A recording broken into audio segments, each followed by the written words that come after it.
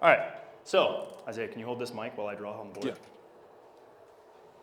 All right, so there's something called the fitness fatigue model, and this applies for every single physiological capacity. So whether it's speed or it's strength or whatever it is, okay, strength, speed. So, is it still recording? I don't know. Can you check, Ambrose? So if I'm gonna draw this fitness fatigue model, right, over here, okay, let me see. So we have time over here. And then on this, we actually have fitness and fatigue. Let me actually go on this side. Okay. And you stand right here. So this is like, you could say, you know, fitness is this one. Do we have another different color marker, or is this it? Do we have a different one? Oh, green? The worst marker. Do we have a blue? Oh, blue right here. Oh, and red. Yeah. Oh, yeah, that's what I'm talking about. You may not know this, but the green Expo marker is infinitely worse than any other marker. I like pink, though. It's pretty good. All right, and then we have fatigue, okay, and then we have readiness, which we'll give a third one. We'll call it red, or preparedness. I'll call it prepared. Okay, so fitness and fatigue is the function of, I got it now. So fitness and fatigue is the function, or preparedness, sorry, is the function of fitness and fatigue. So if you're very fit, that means you're in the weight room and you're doing a lot of, you're very adapted. You're very, very well adapted, right? In the environment, if we were thinking about like fitness in terms of animals, the fittest, like survival of the fittest, right? The fittest animal survives. So this is basically how fit are you? How well adapted are you? Are you the biggest, baddest MFer in the jungle? Or, you know, are you not? How well adapted are you to the training that we're doing? That's really what we're trying to do. We're trying to put a better product out there. So this applies, there's fitness qualities, or there is a fitness level for each quality. So you could be really fit in running, right? Maybe you're a great miler, or you could be really fit in strength work, you're a power lifter, or you could be really fit in power work, you're a great weightlifter, like clean and jerk and snatch, or you're really fit as a jumper. All of those qualities play a role into jumping. Like as a power lifter, you don't need to be powerful. You don't. Jumping, you have to be powerful, you have to be mobile, you have to have some function of cardiorespiratory endurance, you have to be fast, and you have to generate force really quickly. Any other qualities you can think of off the top of your head? Coordinated, you have to be wildly coordinated. There's a lot of things you have to check, a lot of boxes. So the 5 capacities I say are strength, speed, power is a function of both of those, coordination, mobility, and endurance. You don't need endurance as much, but the other 4 qualities you basically have to max out. So if throughout the year, right, my fitness level, let's just call it your general ability, is going up, right? So I'm training over time, I'm getting fitter and fitter and fitter and fitter and fitter, right? And then eventually over here, at some point, let's say the peak, this is the goal, this is where we want to peak. So then, we're also building fatigue. Can you hold this to my face again? Yeah. Thanks. All right, so now we're also building fatigue. So maybe we started pretty fit, we started with no fatigue, right? This is the beginning. But then over time, fatigue starts to cross over and starts to actually supersede your fitness work. So now remember I said preparedness is what? What is preparedness? This is your actual performance. This is what you see on the day. This is what Isaiah tested the other day. That's preparedness. The actual number you test is your preparedness. It's not your fitness. Your fitness is masked by your fatigue. So this area under the curve, this is your preparedness, right? This is where you will lie in this area somewhere, okay? And it's possible, like, if you're really fit, but your fatigue is super, super high, right? Your preparedness could actually, you know, I wouldn't even say that. Maybe another way to view it is like, it's the sum of these two things. So my readiness falls somewhere, but my preparedness falls somewhere between that, right? And it's possible it might even drop off as my fatigue goes even higher. Like if I really were to push it hard like this, or you came in and you were fatigued, like let's say you're a new athlete and you come in and you're pretty fatigued. Let's say you're here, and then I do this, right? Now, you will jump like shit. You will jump really bad. And that's generally what I do to guys. I like them, but fitness will also generally go up. So you might be a little bit fitter as well. Maybe now, if you're that fatigued, you're probably also a little bit fitter. So maybe now you're like in here. But your overall performance is probably gonna fall over here. Okay, so you'll suck because your fatigue is so high, it's gonna mask any fitness work that you developed. You might be the best adapted organism, but if you're a jaguar who's been hunting every day, you're tired. Like you're dead, you're gassed. You're not gonna be able to go out and kill your prey and annihilate the jungle. You're just tired. So then you're like, I'm a big bad jaguar, biggest, baddest tiger in the jungle, or a tiger, Siberian tiger, and you're like, I need to rest, I need to eat, I need to sleep. You've got all this built up food, right? You've got a bunch of dead carcasses that you've built up over the time. You're eating it, you're building all this muscle. Now all of a sudden, right, you're just resting. So what happens to fatigue? Let's say your peak is over here. Now fatigue does this. It drops off because you're not doing anything. However, because you're not doing anything, what's going to happen to your fitness level? It's going to go down, right? But this drops off slower. It takes a while for you now to detrain because you've built up all those qualities. You're still walking around the jungle. You're still doing stuff. You're still climbing trees. You're just not doing as much. You're not hunting an alligator or a crocodile in the water. You're not going out and trying to kill an elephant or a gazelle. You're just like you're coasting, right? So now your fitness level stays pretty freaking high, right? It still falls off, but it stays pretty high, okay? So you've got a little less fit, but you've got a lot more fresh. So now you go back out on your hunt. It's a big day. You've got to provide for the fam. You're hungry. You're female Siberian tiger. You know, there's only a few of you left. You've got to provide for the family. And you're like, oh, it's time to go hunt. Well, guess what? Your preparedness has now taken a steep, sharp jump upwards. And now you're going to perform, or actually, let's say, maybe a better way to do it would be, realistically, it's going to fall over here. You're probably the fittest, in this area, but your preparedness, actually it's probably like, this isn't drawn perfectly. Let's say your peak would probably happen like over here. Okay, so now your fatigue is totally dropped off. Your fitness is starting to drop, right? But your preparedness is slowly climbing up as you've dropped off fatigue. So you're a little less fit, but you're a lot less fatigued. So now your performance is up here. So what happened with Isaiah was that this happened 2 weeks ago. And now he's out hunting too often. He's out trying to get that prey too often. Even though it's less than it was, it's still enough where he's losing some of the capacity that he built when he was out hunting every day. Now he's hunting like every third day, right? So his fitness did this. Just barely crawling down. And his fatigue, it dropped off like this. And we tried, or it still was more or less dropping off. It kind of tapered off like that. But now his fitness level, I would say it actually dropped a little bit faster. His fitness level did this, right? So what happened is this corresponding preparedness, soon ripe, soon rotten.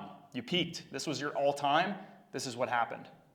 Started to dump down. This is dunk camp right here. This is when he was at his best. That was 2 weeks ago. You can't get this fitness back, right? That takes time. So that's more or less what happens when you're peaking. Is your goal is to take advantage. Your goal is to take advantage of those qualities and allow yourself to fatigue and to build up fatigue and suck for a little bit. Like embrace the suck, because for every valley that you come into, there's going to be a peak eventually, right? You're going to come out of that trough. And this is not drawn perfectly, but generally that's the goal. So when we did that supercompensation, the goal was to get fatigue to go up, but it didn't happen. It actually went down. He just kept dropping off fatigue. Or maybe it stayed, maybe it leveled off, but it wasn't enough for his fitness to go up as well. So then he ended up just detraining and then was less fatigued, but just detrained. And now he's going to jump high, but he's not quite the product that he was 2 weeks ago. Sorry about that. My bad, bro. It's actually interesting seeing this because I don't even feel that fatigued right now. Even though I jumped on Monday, the level, the volume that I was hitting is so much lower than what I've been used to that my fatigue isn't even, I don't feel that tired right now. But the fitness, this line perfectly describes what I was trying to communicate to John. Last week, I was I don't feel that strong right now. I could literally just physically feel this line dropping off a lot. So. Yeah. All right. Any other questions before we? Yeah, I was just going to ask about, because obviously with dunking, there's the jumping part of it, but then there's all the technical work. When are you doing all the technical work for the dunk? aside from that, I'm just trying to jump higher. I don't do any technique work. What would you do different from what you learned for the past year or 2 years as far as like avoiding injury or what do you do? Yeah, to prevent This last year has been the best training year of my life. I've been the healthiest of my life. I had actually 0 injuries. Well, not 0 injuries. They were all under control, very manageable coming into 3 weeks ago. We were just testing, functioning, overreaching, got banged up, started getting knee pain for the first time ever because I was jumping my highest multiple times a week. So I would do everything the same. I just wouldn't have functioning overreach. I probably would have just timed the cycles we normally do with deloading right before camp.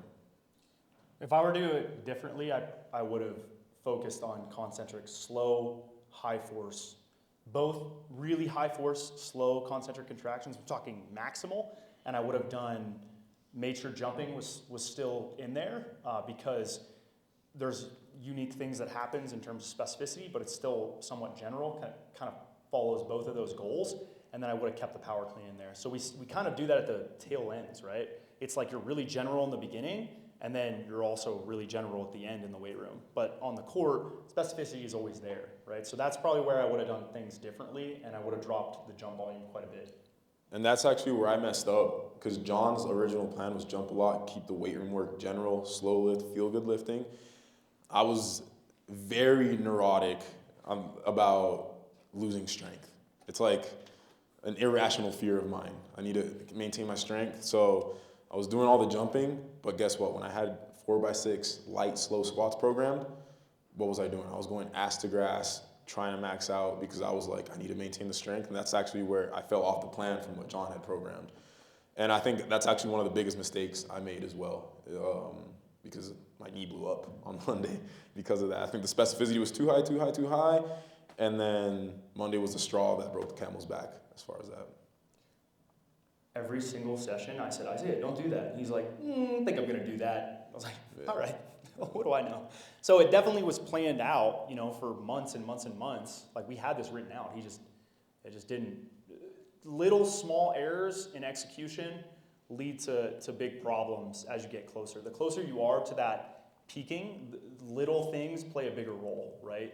Like you've done all the work, all the haze in the barn, but you can derail that by doing things like maxing out your deep front squat, back squat twice a week when you're not supposed to, because you're feeling this nervousness and this anxiety of, I need to maintain my strength, I need to maintain my strength, which he did, and that was a goal, but it just was a little bit too much intensity and a little bit too much on the tendon, right? Maybe not in terms of his physiological fatigue, but his connective tissue just couldn't sustain that. One thing that you said, Cameron, you're like, what about technique? Most of you guys, if I could give you like a pie chart of the 5 physical capacities and where you differ, and Isaiah, can you hold this again? Yeah. So one is, you can hold it closer. So one would be coordination. I'll just call it core. Core's light. And then we'll call it, the next one is going to be strength. And I'll score these 1 to 10 on each of these physical capacities, right? Speed is another one. And then we have, I won't include endurance. I guess I'll just put it down here. And then we have mobility. Okay? So most of you guys don't realize this, but when it comes to speed, or coordination, Isaiah's a 10 out of 10. He has perfect technique. His muscles turn on at the right times, at the right speeds, and really high force. His strength levels are also like 9 out of 10. Okay? Like he's not world-class power lifter, but he's pretty damn strong, right? Across the board. So then you look at speed. Speed, in terms of him, if Usain Bolt's the fastest or moving, in terms of locomotion, he's maybe like a 6 out of 10. But if jump velocity, like specifically jumping and the velocities he generates there, we'll call it like 8.5 if we are accumulating all of those things. So mobility, this is probably the thing where he differs more than anyone else, is he has great mobility for jumping. Right? If you were to look at the total of it, right, like it's 6 out of 10, but if you're taking specific mobility for jumping, he's a 10 out of 10. He can deep squat, he has internal rotation. That is the difference between him. This mobility allows him to hit training hard. It's not because it inherently lets him jump higher.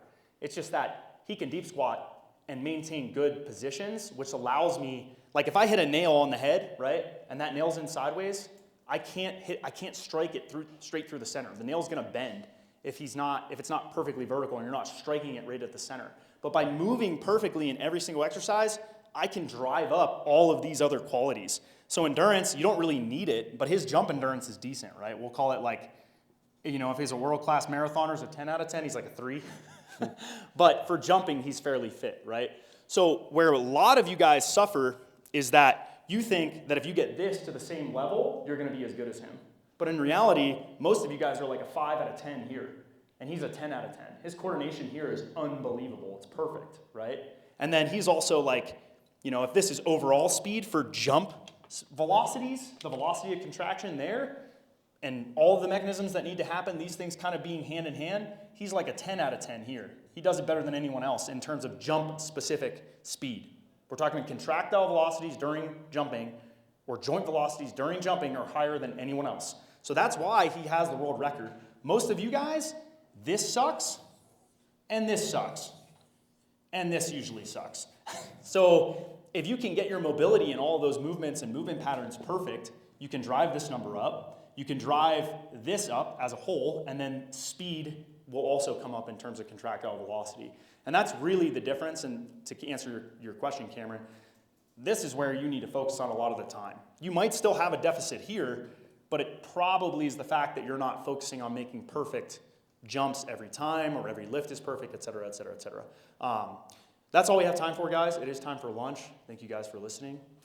Round of applause to us. Thank you, guys. We could sell that. That was good. I was locked in. I know. I was really proud of myself. like You those like graphs, that? You like yeah. my graphs? Yeah. We should leave that on the board for the football team. Maybe they'll take something away from it. Good stuff. Yeah. You're welcome. Uh,